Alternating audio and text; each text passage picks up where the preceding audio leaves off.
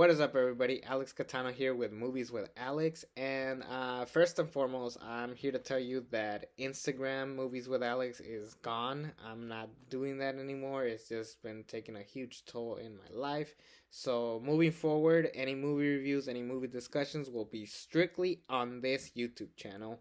I will let everybody know on Kata Nation Studios as well as my personal Instagram. But Movies with Alex on Instagram is gone. But we'll still stick around on YouTube. But let's talk about this new movie, Chip and Dale Rescue Rangers. What is this movie about? So pretty much it's the story of Chip and Dale and how they became a thing and how over 30 years they became irrelevant. No one watched them. They got canceled. And Dale went on to do other things in Hollywood, and then Chip just kind of did his own thing and never really bothered to go back to Hollywood. But something happened in this. By the way, no spoilers, but something happened, and they are brought together to, pretty much uh, do a. It's pretty much like a spy, espionage, buddy cop type of a film, but with Chip and Dale. And it also is a huge take jab on Hollywood, modern day Hollywood. I like that what they did with Dale, where he's been so famous and he kept himself relevant, and he even got with the times and got CGI surgery, which is a reference to plastic surgery. It was brilliantly done, and what hooked me on this movie was the fact that they actually had Peter Pan as an older uh villain, because Peter Pan is they made him the typical young Hollywood actor, get older, and he's like pretty much the next Macaulay Culkin, Jake Lloyd from the prequels.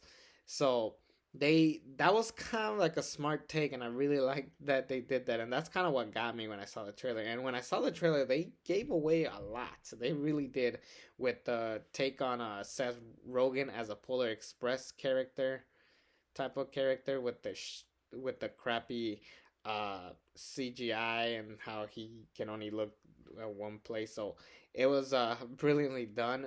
And I was like, they're showing a little too much on this trailer. And then I watched the movie. You guys are not ready for the movie. It's on Disney Plus right now. I do recommend you to watch it. One thing I will say is that some of the stuff that they do is kind of like it. I like the jabs, and I like what they're doing with tackling um, other studios, but in a way, I was kind of more intrigued on the whole Chip and Dale story arc, and I wanted to see these two reunite. And it was not well balanced at some points, but I still believe that it was. They still did a lot of good things. What other things I could say about this movie? Well, I really enjoyed what they did um like I said, I like what they did with some of the Easter eggs and some of the fun things that they did. There is a particular character I couldn't believe I would ever see this character in a movie ever, and what they did with this particular character was just brilliant. And I kind of feel bad for what happened to this character um in the modern day. I won't spoil who, but pretty much it's someone who was originally gonna be planned for a big franchise, but they redid him. I'll say that. And yeah, I already spoiled it. It's a boy. It's a male. But anyways, other things. I wonder why they didn't put this on theater, but then I watched the movie. There was a lot of times where the animation was kind of like off-putting, because the there's some hand-drawn animation, but there's still CG animation. So I kind of wish they went the hand-drawn version, but I thought about it. It would have taken forever for that to happen. So I could understand that. And but I like that they took a chance with this. And if they do a sequel, I do want to see it. I am intrigued.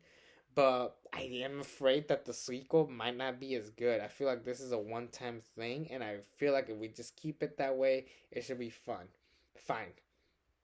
Meta comedy is kind of like more. It's it's out there more. Like you've seen it with Wreck It Ralph, Ready Player One, Space Jam recently.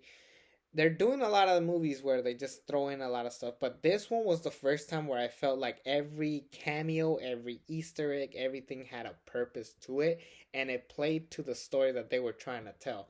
Unlike some other show franchises where they just heavily focus on the Easter eggs. So, good job, Chip and Dale. I thought this was a good movie. I don't need to see another one.